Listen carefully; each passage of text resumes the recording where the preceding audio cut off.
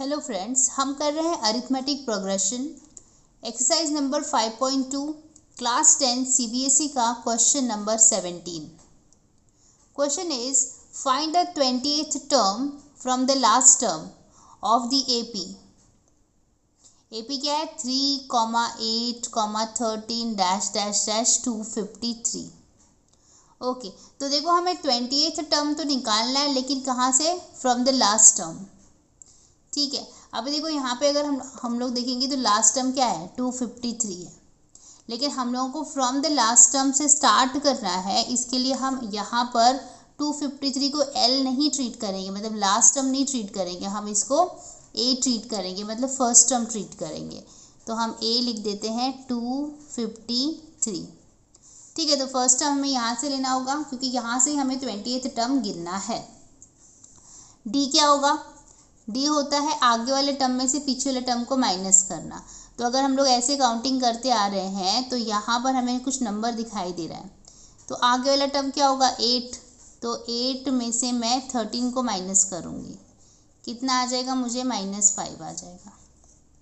ठीक है, क्योंकि डी तो कांस्टेंट होता है, आप कहीं से पर ही लेंगे तो डी उतना ही फिक्स आने वाला है। आप यहाँ पे नंबर नहीं दिया हुआ है तो क्या फ़र्क पड़ता है, आगे तो नंबर है ना, इसलिए मुझे डी तो मिल गया।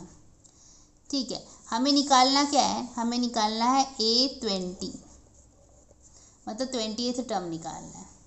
तो क्या करना है? वेरी इजी, an का फॉर्मूला लगाओ। an is a plus